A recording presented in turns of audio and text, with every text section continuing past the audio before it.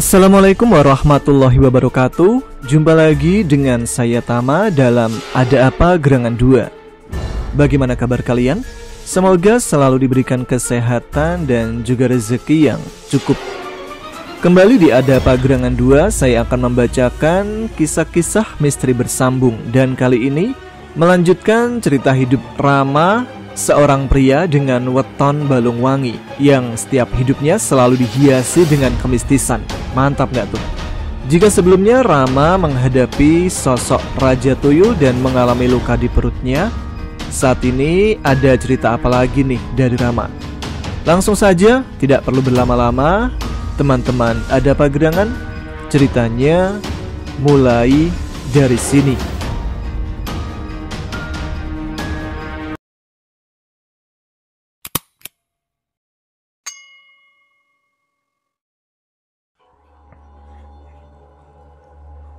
Pagi itu Rama bersama kakak iparnya, Bejo, berboncengan sepeda motor Beat putih keluaran 2017 menuju ke Lamongan.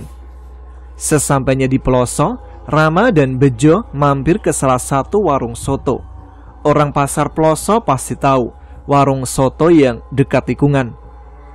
"Soto 2 mangkok pak," teriak Rama pada penjual soto. "Duk, masakin duk." "Njeh pak." "Mas, minumnya apa?" "Teh anget aja mbak." "Sampean apa bang?" "Kopi aja Ram."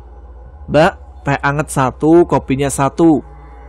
Tidak lama anak penjual soto itu kembali dengan memberikan 2 mangkok soto full penuh sampai kuahnya tumpah-tumpah, dengan suiran daging ayam yang banyak. "Enak ini bang sotonya." "Iya Ram, aku baru pertama ini makan di sini." Mereka berdua pun melahap pesanan soto mereka. Tidak lama, anak penjual soto kembali untuk memberikan minuman. Di meja ada banyak jajan dan gorengan. Ada telur puyuh tusuk, kerupuk, tahu bakso, tempe menduan, perkedel kentang, sate usus, dan lain-lain. Wah, enak pokoknya. Singkatnya, setelah melahap habis soto mereka, Rama dan Bejo membayar dan kembali melanjutkan perjalanan menuju Lamongan. Bejo melajukan motor dengan kencang, dan ketika melewati pangkalan udara, Rama merasa sebuah kekhawatiran. Namun dia mengacuhkan perasaannya. Ketika melewati hutan pegat, Bejo memelankan laju kendaraannya dan bilang, "Ram, ngantuk berat ini. Berhenti aja bang, biar aku yang gonceng." Kali ini giliran Rama yang berada di depan untuk mengendarai sepeda motor. Dia berjalan pelan hingga sampai di pasar babat.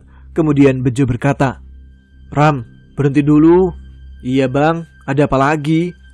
"Udah gak tahan ini, ngantuk pol." "Di depan sana aja ya, ada warung tuh, kita istirahat di sana." Rupanya Bejo merasakan kantuk yang sangat luar biasa. Lalu mereka pun kembali berhenti di sebuah warung. Sesampainya di warung itu, Bejo langsung saja merebahkan diri dan tidur. Sementara Rama yang merasa gelisah celingak-celinguk ke kanan dan ke kiri. Tiba-tiba terdengar suara dari dalam warung. "Ada apa Thomas? Dari tadi kok celingukan?" Pak, nggak apa-apa." "Mendingan jangan lanjut perjalanannya mas." "Enggak pak, bentar lagi juga sampai." "Lah masa ini dari mana mau kemana?" "Dari Nganjuk pak, mau ke Paciran." "Walah mas, Paciran kan masih jauh. Orang masih 2 jam lagi dibilang dekat." "Iya gak apa-apa pak." "Ya wes, penting hati-hati yo mas." "Nggih pak." Tidak lama kemudian Bejo terbangun dan langsung mengajak untuk lanjut berjalan. "Ayo jalan Ram." "Ayo." "Biar aku aja yang gonceng Ram, biar hilang kantukku." Kali ini Bejo yang berada di depan melajukan kendaraannya dengan kecepatan penuh. Tidak terasa masuk ke desa Pucuk, dan kembali Bejo menambah kecepatannya hingga mereka sampai di hutan. Bejo dan Rama melaju dari arah selatan menuju ke utara dengan kecepatan penuh. Sedangkan dari arah sebaliknya melaju sebuah mobil pick-up dari arah utara menuju selatan. Dan ketika pick-up itu menghindari mobil warna putih dari arah timur menuju barat, Rama sekilas melihat sosok nenek-nenek. Dan di waktu yang singkat itu, dia merasa bahwa kali ini mereka akan kecelakaan. Dan ternyata betul, jalan penuh oleh mobil pick-up dan mobil putih, sehingga Bejo kemudian membelokkan motornya ke pinggir sebelah kanan, yang ternyata selisih antara aspal dan badan jalan cukup tinggi, membuat motor terjatuh dan Rama terpelanting cukup tinggi di udara, hingga akhirnya jatuh di celah batuan kapur.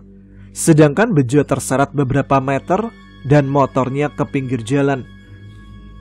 Bejo kemudian langsung berdiri membiarkan motornya berada di pinggir jalan, lalu buru-buru menghampiri Rama yang tergeletak di batuan kapur.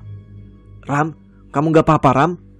Rama dalam keadaan setengah sadar merasa pundaknya remuk, bahkan untuk menggerakkan badan susah.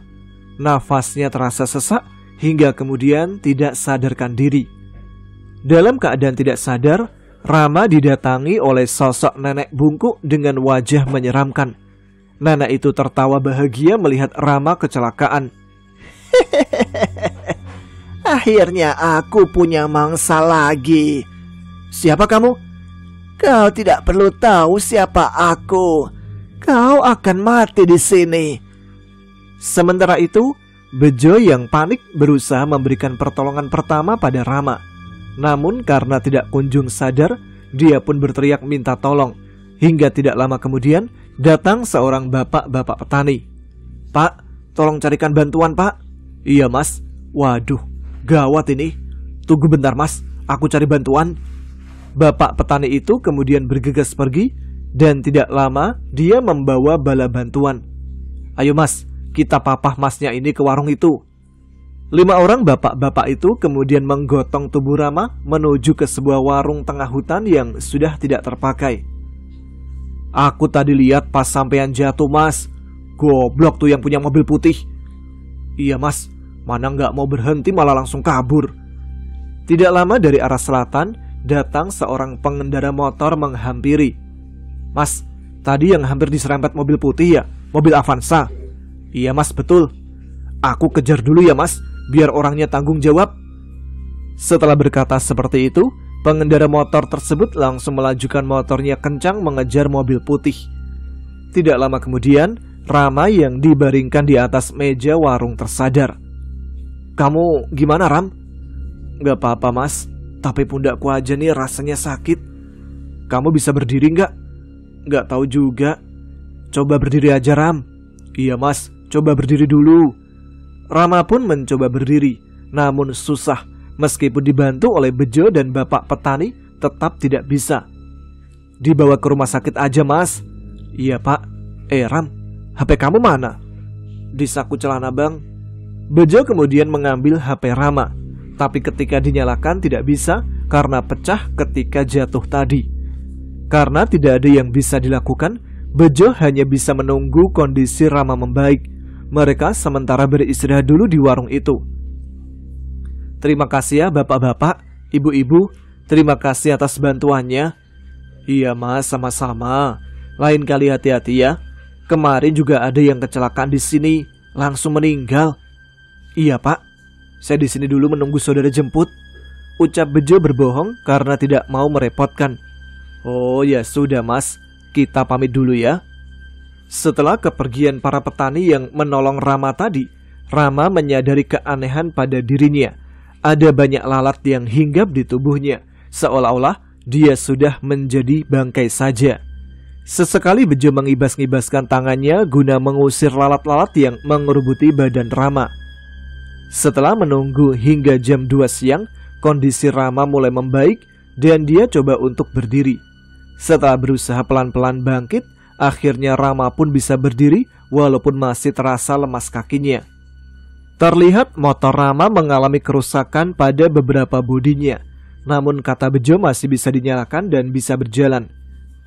"Setelah ini kita ke rumah sakit aja ya, Ram," ucap Bejo pada Rama yang sudah berada di atas motor. "Ke rumah Kak Intan aja, Bang." "Oh ya sudah." Kali ini Bejo melajukan motornya perlahan menuju rumah kakak Rama yang bernama Intan di Lamongan. Sekitar 30 menit perjalanan, akhirnya mereka berdua sampai di rumah Intan. Intan yang melihat keadaan Rama dalam kondisi seperti itu pun langsung kaget seketika. "Ya Allah, Ram, kamu kenapa ini? Habis jatuh dari motor, Mbak. Ram, ikut Mas ke Sangkal Putung ya, biar dapat penanganan, kata Mas Warno, suami dari Mbak Intan sambil memapah Rama ke dalam rumah. Iya, Mas. Rama kemudian dibaringkan dulu di ruang tamu, sementara Bejo sudah tertidur pulas di sampingnya. Tidak lama, Warno sudah bersiap untuk mengantarkan Rama ke Sangkal Putung. Ayo Ram. Namun ketika Rama mencoba berdiri, tiba-tiba badannya langsung lemas. Mas, bangun Mas. Iya no, ada apa? Bantu berdiriin Rama nih, kita bawa ke Sangkal Putung. Ya Allah Ram, dari pagi perasaanku udah gak enak, ternyata kamu toh. Rama hanya tersenyum menanggapi kakaknya. Gak apa-apa Mbak. Rama kemudian dibonceng di tengah. Di depan ada Warno dan di belakangnya sebagai sweeper ada Bejo. Mereka menuju ke Sangkal Putung. Singkatnya mereka telah sampai di depan sebuah rumah sederhana. Kemudian Rama digotong oleh kedua kakaknya menuju ke dalam rumah. Di dalam ada seorang laki-laki tua yang menyambutnya. Assalamualaikum Mbah. Waalaikumsalam. Ini Mbah, adik saya. Iya no, aku sudah tahu. Terus ini gimana Mbah? Sulit untuk menjelaskan. Tapi Mbah hanya bisa membantu sebisanya saja ya. Iya Mbah. Dan kamu Le, kalau sedang mengantuk mbok yo berhenti. Nggih Mbah. Kemudian kakek-kakek itu mulai memijit Rama sambil membaca-baca sesuatu entah apa. Nama kamu siapa Le? Rama Mbah. Sulit ini Le. Sebenarnya kamu gak mungkin selamat Le. Maksudnya Mbah? Mbah hanya bisa memulihkan. Sisanya biar Allah yang menentukan. Lah kok nakut-nakutin toh Mbah? Yang sabar ya dan ikhlas. Kemudian tubuh Rama dibalut kain dari pusar ke atas hingga bawah leher. Setelah itu barulah Rama bisa berdiri, walaupun terasa agak sesak nafas. Le, nanti kalau belum sampai di rumah, perbannya jangan dilepas yo. Nggih Mbah, ucap Rama menyalami sambil menyelipkan amplop. Hati-hati ya Le, ada makhluk halus yang ngikutin kamu. Mendengar itu Rama hanya tersenyum lalu pulang bersama kedua kakaknya. Setelah sampai di rumah, Intan langsung menyambutnya dengan pertanyaan. Gimana Ram? Alhamdulillah udah mendingan kak. Jangan pulang dulu lah, badanmu kan masih sakit. Besok udah masuk kerja mbak, jadi nanti malam langsung pulang. Yo wes lah sak karepmu. Ketus Intan yang tahu kalau adiknya itu keras kepala.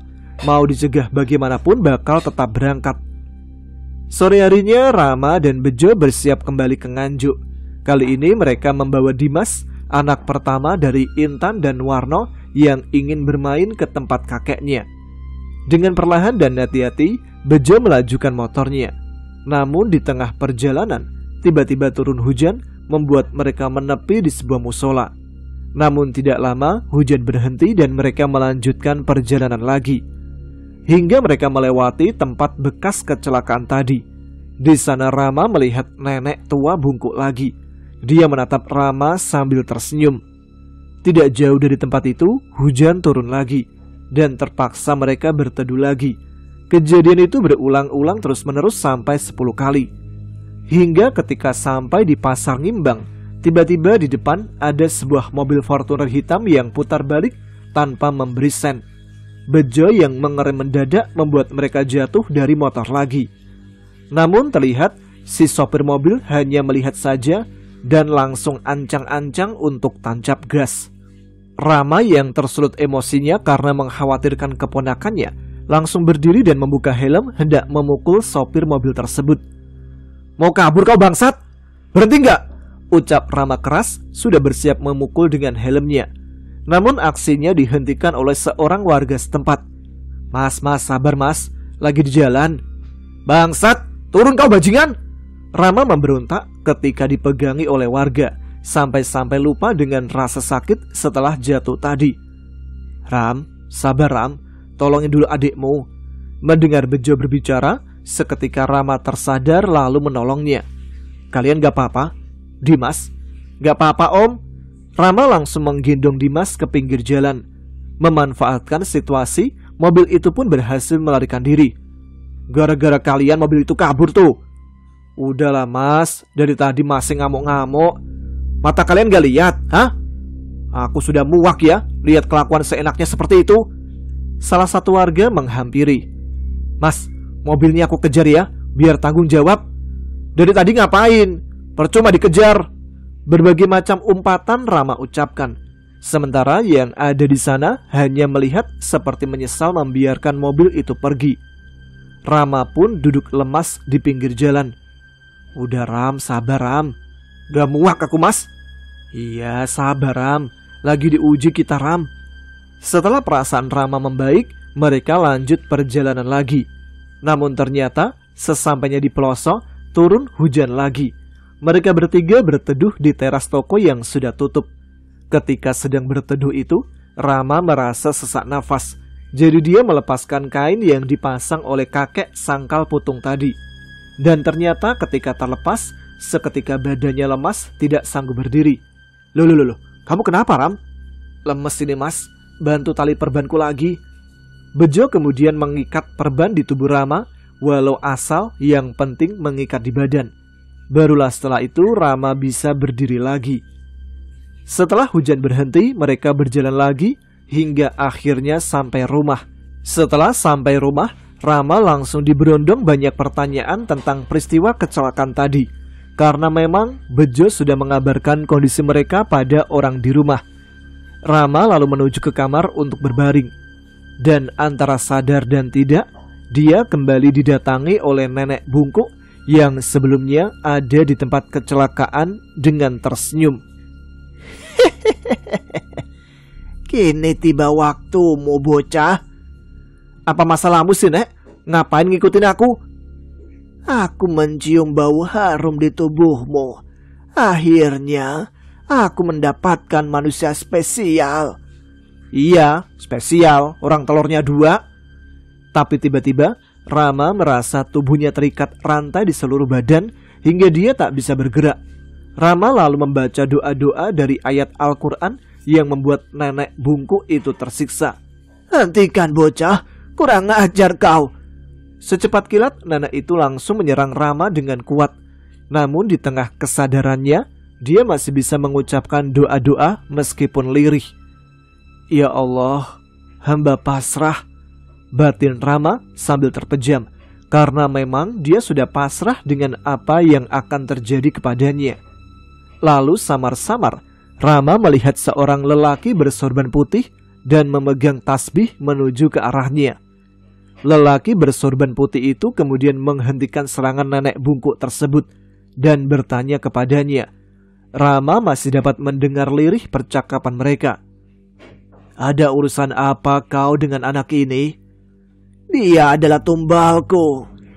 Bertobatlah, atau kau akan kumusnahkan. Tiba-tiba dari telapak tangan lelaki itu keluar cahaya putih menyilaukan, membuat raut wajah nenek bungkuk itu ketakutan. Ampun Raden, saya melakukan ini semua untuk memberikan pelajaran pada manusia-manusia yang tidak bertanggung jawab, mengotori rumahku dengan membuang sampah dan kotoran sembarangan. Lalu kenapa kau melakukan itu kepada manusia yang tak bersalah ini? Karena kebencianku pada semua manusia yang sudah berbuat kerusakan di setiap jengkal bumi ini. Dusta, kau hanya ingin mencari tumbal dengan mengatasnamakan kesalahan manusia. Sudah berapa banyak manusia yang kau celakakan di sana? Atas izin Allah, aku akan memusnahkanmu jin jahat. Tiba-tiba, nenek bungkuk itu terbakar dan hilang dengan kepulan asap hitam membumbung tinggi. Lalu lelaki bersorban itu mendekati Rama dan memegang kepalanya. Rama merasa seluruh tubuhnya sejuk dan lambat laun terasa ringan lalu normal kembali. Terima kasih Yai, ucap Rama kemudian menyalami sosok tersebut. Sebenarnya apa yang terjadi Yai? Kau akan dijadikan tumbal oleh nenek bungkuk tadi. Sudah banyak kejadian di tempatmu terjatuh yang memakan korban jiwa. Jin-jin seperti dia akan terus datang ke tempat itu selama manusia masih suka membuang sampahnya di tempat tersebut. Iya benar Yai, dulu waktu lewat situ belum ada sampah. Kenapa sekarang dipenuhi sampah? Pesanku, dimanapun dan kemanapun kau pergi, jangan sekali-kali pikiran kosong. Berbanyaklah beristighfar dan sholawat kepada Kanjeng Nabi Muhammad Sallallahu Alaihi Wasallam. Allahumma sholli alaihi. Singkatnya, pagi harinya Rama dibawa ke rumah sakit untuk pemeriksaan ronsen. Ternyata tulang rusuknya sebelah kiri bawah patah dan bagian tengah tergeser, sedikit memutar. Sempat ditawari operasi, namun Rama tolak dikarenakan biaya tentunya.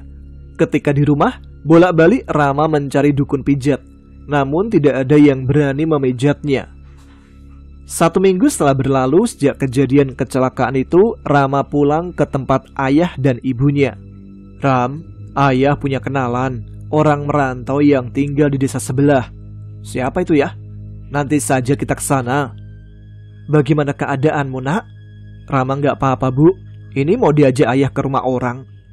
Setelah bersiap-siap, Rama dan ayahnya berboncengan menuju ke desa sebelah. Setelah sampai di sebuah rumah, mereka berdua turun dari motor dan menuju ke rumah tujuannya. Assalamualaikum pak. Waalaikumsalam. Mari masuk, jawab seorang pria yang umurnya mungkin seumuran dengan ayah Rama. Aku minta tolong ya pak, obati anakku. Saya bantu sebisanya ya. Rama lalu dibawa ke dalam kamar dan dibaringkan di atas dipan. Kemudian bapak-bapak itu komat-kamit membaca sesuatu. Pak? Iya Le, ada apa? Bapak ini dari mana? Saya dari Bojonegoro. Kebetulan saya ngontrak di rumah ini. Nama kamu siapa Le? Rama pak. Oh iya. Tahan sebentar ya. Bismillahirrahmanirrahim. Dengan sekali putar, tubuh Rama yang sebelumnya sedikit belok langsung kembali seperti semula. Dan karena rasa sakit yang amat sangat, Rama pun seketika tidak sadarkan diri. Saat sadar, ternyata semua sudah selesai. Dan barulah bapak itu memperkenalkan diri bernama Pak Leman. Setelah pulang dari tempat Pak Leman, badan Rama pun sudah terasa enakan. Tapi sayangnya kemarin ketika Rama berkunjung ke rumah Pak Leman, ternyata orangnya sudah pindah dari kontrakannya. Mungkin teman-teman pendengar dari Bojonegoro ada yang mengenal beliau bisa komen ya. 2 malam setelahnya, Rama bermimpi didatangi oleh kakeknya. Le, untuk sekarang ini, lakukanlah puasa mutih dan baca kalimah ini. Itu kalimat apa, Kek? Itu adalah kalimah potongan ayat-ayat dari Al-Quran. Dan ayat ini diturunkan langsung dari Nabi Sulaiman. Saat kamu melakukan puasa mutih 3 hari, di setiap selesai sholat, bacalah 7 kali. Dan setiap selesai tahajud, baca sebanyak 100 kali. Gunanya apa, Kek? Selain mendekatkan diri kepada Allah, kamu juga mendapatkan ilmu, yaitu tangan besi yang mampu menghancurkan segalanya. Tapi Kek, lakukan saja. Setelah puasa 3 hari, aku akan datang lagi. Rama terbangun dan teringat akan mimpinya semalam yang mendapat pesan dari kakeknya untuk melaksanakan lelaku. Hatinya sedikit bimbang. Tapi tiba-tiba dia teringat nasihat dari salah seseorang yang dia kenal sewaktu mengantarkan barang ke Madiun. Petani itu diberi cangkul ya harus dipakai untuk mencangkul. Santri diberi pena harus dipakai untuk belajar. Tukang becak diberi becak ya dikayuh. Manfaatkan dengan baik apapun yang sedang dititipkan kepadamu. Apa mungkin ini maksud Mas Derajat ya?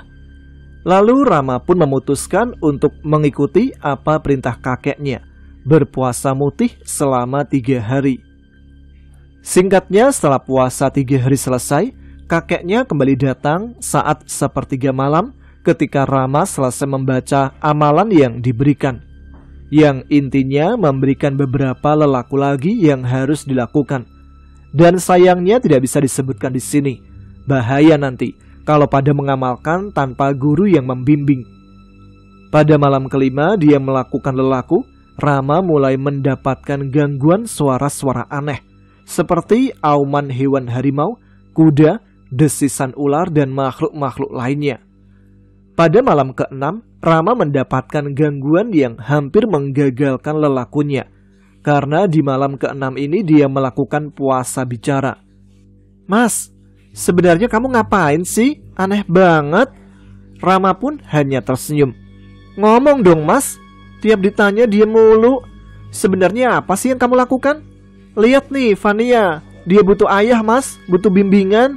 Rama hanya diam dan beristighfar. "Mas, jangan diem mulu kenapa sih?" ucap Sari yang gemas sambil mencubit pinggang Rama.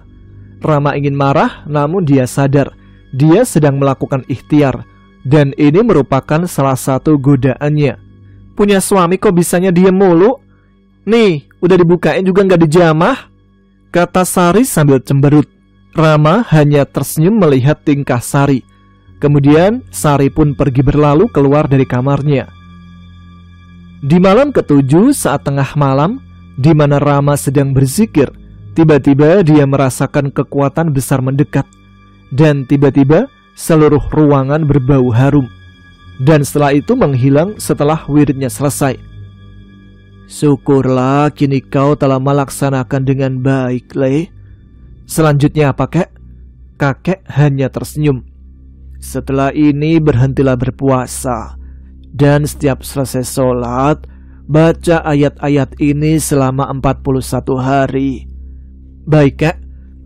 Alhamdulillah setelah Rama melaksanakan apa yang dipesankan oleh kakeknya, dia merasakan hatinya yang tenang.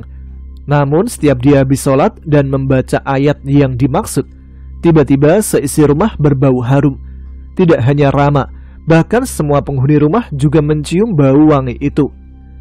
"Bau apa ini? Wangi sekali. Sar, Sari, bangun Sar." "Iya Ma, ada apa? Kamu mencium aroma wangi tidak?" Kini Sari mengendus-endus dan menciumnya juga. "Iya Mak, wangi banget." "Di mana Rama?" "Ada di kamar sebelah Mak. Gak tahu ngapain. Tiap malam selalu berzikir dan dia bilang jangan diganggu." "Oh gitu. Ya sudah, balik tidur aja sana." "Iya Mak." Sar, rumah kita kok jadi sejuk dan damai ya. Wangi pula sekarang." "Iya Mak. Aku ke kamar dulu ya Mak. Udah ngantuk banget." "Iya sana." Pada malam ke-41, Rama merasakan kedatangan sosok yang memiliki kekuatan besar. Namun Rama terus fokus pada zikirnya, tapi energi yang dirasakan semakin dekat. "Jika kedatanganmu berniat buruk, pergilah. Tapi jika kedatanganmu berniat baik, wujudkanlah." Saat Rama membuka mata dan berbalik badan, dia melihat seorang pemuda tampan dengan rambut sebahu, memakai sorban putih, bajunya panjang, memegang tasbih, hidungnya mancung, perawakannya gagah. Asli, ganteng banget. "Apa tujuanmu datang ke sini wahai makhluk Allah?" "Maafkan saya jika mengganggu zikir panjenengan. Saya datang sesuai laku tirakat panjenengan. Saya ada juga bagian dari panjenengan, dan juga sebagian dari panjenengan." "Baiklah, aku terima." Tiba-tiba sosok itu masuk ke badan Rama, dan seketika bau harum itu juga menghilang. Kini setelah selesai melakukan sesuai perintah kakek, di malam selanjutnya Rama melaksanakan sholat dan dilanjut zikir seperti biasanya. Dan di waktu malam tertentu, ayat-ayat yang katanya dari Nabi Sulaiman dia amalkan. Seiring berjalannya waktu, hati Rama terasa damai, tidak mudah meluap-luap emosinya, dan tidak mudah sakit-sakitan lagi. Bahkan sakit di perutnya akibat serangan gaib dari Raja Tuyul itu mulai mereda. Walaupun sesekali masih terasa nyeri, namun tidak separah sebelumnya hingga membuatnya pingsan. Bahkan di suatu malam, dia bermimpi ditunjukkan orang yang memelihara tuyul, dan orang itu pula yang selama ini masih mengirimkan serangan-serangan gaib karena dendam pada Rama. Namun Rama tidak membalasnya. Dia hanya mempertebal dinding pertahanan dengan selalu beribadah dan berzikir pada Allah. Hingga suatu malam, dia bermimpi didatangi oleh orang yang memelihara tuyul itu. Orang itu datang dengan pakaian compang-camping. Wajahnya memelas, meminta maaf pada Rama, memohon dan menangis. Tapi dalam mimpi itu Rama hanya menyaksikan, tak bisa berkata-kata. Dan setelah mimpi tersebut, ia tak pernah lagi bermimpi tentang orang itu. Dan serangan gaib yang beberapa kali diterimanya pun saat ini sudah tidak ada. Rama tidak tahu apa yang terjadi pada pemilik tuyul itu. Namun semoga dia masih punya waktu untuk bertobat dan diampuni segala dosanya oleh Allah Subhanahu wa Ta'ala. Namun walau begitu, luka di perutnya sudah mendalam. Luka gaib yang terus-menerus akan menyebabkan luka di fisik juga. Dan itu yang saat ini coba Rama sembuhkan secara perlahan. Jadi mohon doanya ya teman-teman. Terkait tempat Rama kecelakaan, juga Rama berpesan untuk warga sekitar supaya tidak membuang sampah sembarangan dimanapun itu, supaya tidak menjadi tempat bersemayamnya jin jahat yang pasti suka tempat-tempat kotor dan lembab.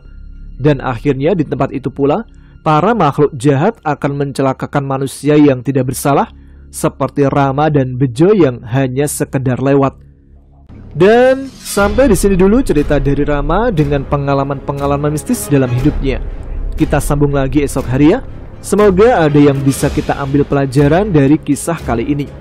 Terima kasih teman-teman Adapa Gerangan sekalian sudah menyimak dan memberikan support kalian untuk channel ini. Jangan lupa juga tuliskan komen, tunjukkan eksistensi kalian. Sekarang saya Tama pamit, kita jumpa lagi di episode selanjutnya. Tetap semangat ya, jaga kesehatan. Wassalamualaikum warahmatullahi wabarakatuh.